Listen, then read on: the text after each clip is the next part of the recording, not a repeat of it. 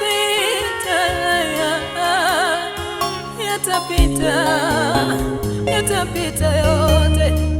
Usikate tamaa, ni ya muda. Mapito haya, usikate tamaa, usikate tamaa, yatapita tu. Amenena mwenyewe, ni ya muda. Anafanya mapito haya, kitambo amekuja na majibu yako Baba. Hautazami, hautazama kwa hilo pito. Usinungunike katika pito hili, Bwana ananda ushuhuda. Usilie tena, usinungunike. Ni mwaminifu kwa neno lake, ni mwaminifu kwa ahadi zake. Haijawa rahisi kwangu, haijawa kawaida. Nimepitia magumu mkononi mwa wanadamu. Kila siku ni kilio, kila siku mahangaiko. Mateso yakawa mengi na uchungu moyoni mwangu. Sikuona mbele, sikuona nyuma, kando na kando sikuona. Nilichoona ni mateso. Ungenipata barabarani, ungedhani mimi ni kijana. Ungenipata barabarani, ungesema sina watu wetu. Vile Yesu alipatana na yule mwanamke kisimani, akamwambia siri zake, kamufungua akawa huru. Nami nikapatana na Yesu, akaniweka huru kweli, akanifanya niwe mzima.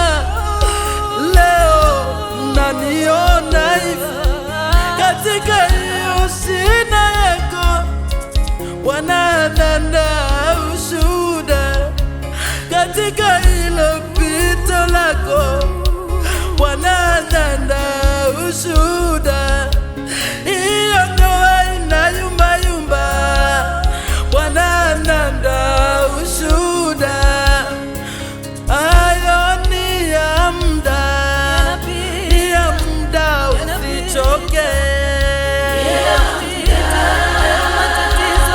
Hayo magonjwa yanafika mwisho dada. Usikate tamaa, Bwana ameleta majibu yako.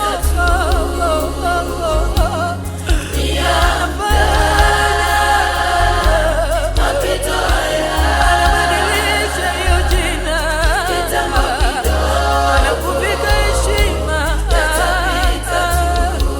anapanguza machozi,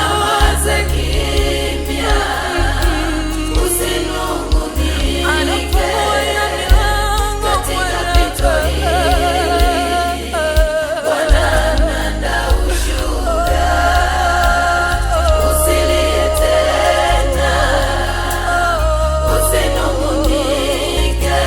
anafuta aibu.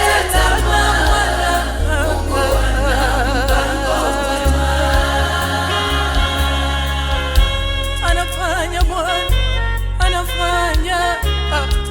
Usiache kumtegemea Bwana. Ananena mwenyewe, amenena mwenyewe, ameleta majibu yako. Yeye ni mwaminifu kwa neno lake.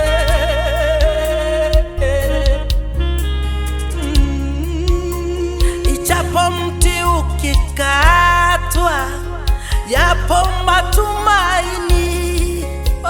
Ijapo mti ukikatwa, utachi kuanguka tena. Nina raha moyoni nikiwa na Yesu, nina matumaini ya kuchipuka tena. Huu ni mwanzo wangu wa kuinuliwa.